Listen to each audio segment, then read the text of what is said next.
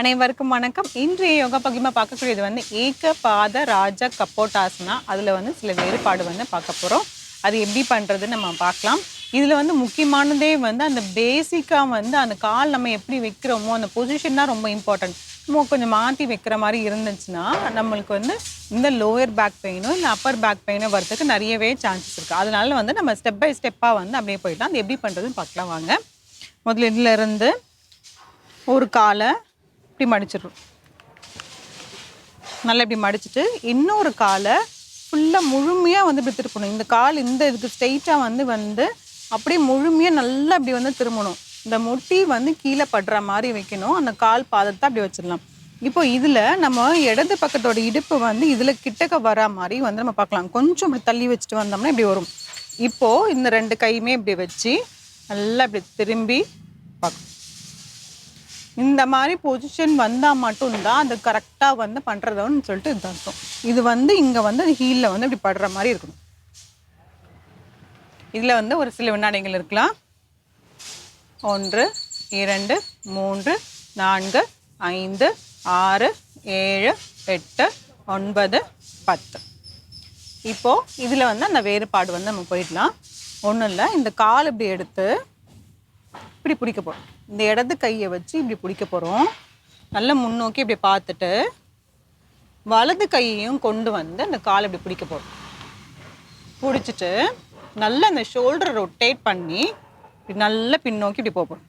காலை அந்த அளவுக்கு போக முடியும் அந்த மாதிரி பண்ணணும். இந்த கைகள் நல்லா நேராக வரணும். அந்த எல்போ மடியாமல் இப்படி பார்க்கணும். அப்போ நம்ம மார்பு பகுதி நல்லாவே விரிவடைஞ்சிரும். தோள்பட்டைக்கும் கைகளுக்குமே நல்லதாக இருக்கும். இதிலே சில வினாடிகள் 1 2 3 4 5 6 7 8 9 10.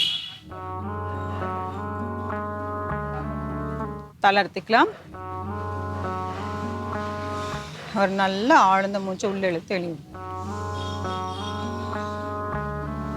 இந்த மாதிரி ஒரு பக்கம் படுற மாதிரி வந்துட்டால் தான் கரெக்டான பொசிஷன். சில பேர் இப்படி எழுந்து இப்படி உட்கார்ற மாதிரி பண்ணுறாங்க. அந்த மாதிரி நம்ம உட்காரக்கூடாது. ஒரு சைடு கீழே இந்த மாதிரி இருக்கணும். ஃபுல்லாக வெயிட்டாகவும் இப்படி போடக்கூடாது. ஸோ இப்போ இந்த மாதிரி உட்காந்தா மட்டும்தான் கரெக்டான பொசிஷனுக்கு வரும். இப்போ இதுலேயே நம்ம இடது பக்கம் பண்ணிடலாம். இப்போ அப்படியே கால் மாற்றுறோம். கால் வச்சுட்டு ஃபஸ்ட்டு இந்த மாதிரி காலை வச்சுட்டு அதுக்கப்புறமேட்டு நீங்கள் திருப்பிட்டிங்கன்னா கரெக்டாக வரும். இங்கேருந்து ஃபுல்லாக முழுமையாக அப்படி திரும்பணும்.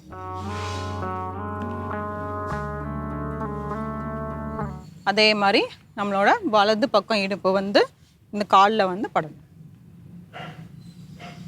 சில வினாடிகள் 1 2 3 4 5 6 7 8 9 10.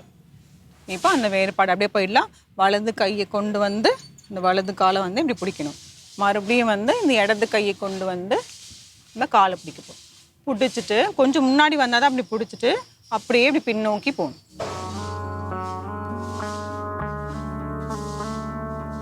1 2 3 4 5 6 7 8 9 10. தளர்த்திக்கலாம்.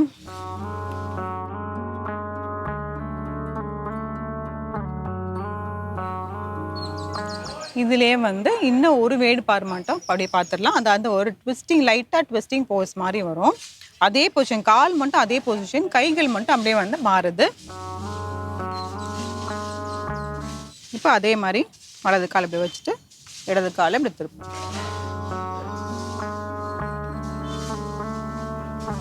திருப்பிட்டு இந்த காலை இப்படி பிடிக்கணும். காலை நம்ம ஃபஸ்ட்டு இப்படி போய் பிடிச்சோம். அப்படி பிடிக்காம கையை இப்படி உள்பக்கமாக கொண்டு போயிட்டு நம்ம இந்த பாதத்தை இப்படி பிடிக்க போகிறோம். நல்லா இப்படி பிடிச்சிட்டு கைகள் இப்படி நேராக வைக்க போகிறோம். நேராக வச்சுட்டு இங்கே இடது பக்கம் பார்க்க போகிறோம். தலையை திருப்பி 1 2 3 4 5 6 7 8 9 10. தளர்த்திக்கலாம். இப்போ அப்படியே இந்த பக்கம்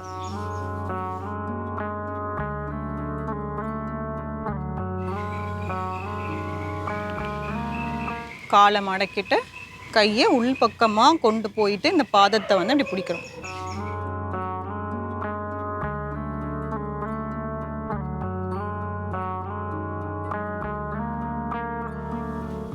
ஒன்று, 2, 3, 4, 5, 6, 7, 8, 9, 10. தளர்த்திக்கலாம். கால் பொசிஷன் அதே மாதிரி. இப்போ பாருங்கள், இந்த இடுப்பு வந்து இந்த இதில் வந்து குதிக்காலில் படுறதுல அது மாதிரி வந்து லைனாக இப்படி இருந்தால் மட்டும்தான் கரெக்டாகும். ஒரு ஆழ்ந்த மூச்சு உள்ள இழுத்து வெளியே விடலாம். இதுக்கு மாற்று ஆசனம் பார்த்தோம்னா முன்னோக்கி வந்து குனியறது தான். அதை அப்படியே பண்ணிடலாம். கால் எப்படி வேணாலும் வச்சுக்கலாம்.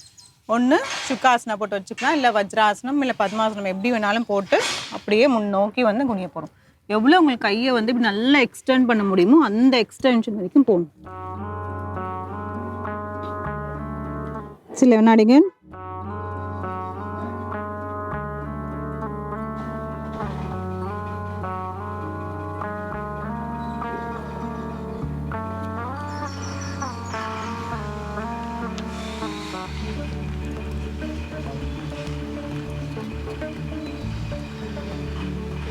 இந்த ஆசனா பண்ணுறதுனால என்ன பலன் அப்படின்னு பார்த்தோம்னா, நம்மளோட லோயர் பேக்குக்கு வந்து ரொம்பவே நல்லது. அது இல்லாமல் வந்து நம்மள மார்பு பகுதிக்குமே வந்து ரொம்ப நல்லது. தோள்பட்டை எல்லாத்துக்குமே வந்து ரொம்ப லங்ஸுக்கு வந்து ரொம்பவே நல்லது. இது வந்து பிளட் சர்க்குலேஷன் வந்து நல்லாவே இம்ப்ரூவ் ஆகும்.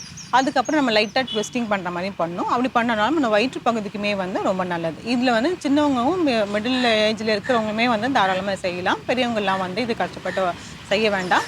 இவங்க மட்டும் செஞ்சாலே போதும். ஆனால் பயிற்சி நிறைய எடுத்து பண்ணும்போது பார்த்திங்கன்னா அந்த பெர்ஃபெக்ஷன் வந்து கரெக்டாக வந்துடும். இந்த ஆசனம் செஞ்சு பாருங்கள். மீண்டும் அடுத்த பகுதியில் சந்திக்கலாம்.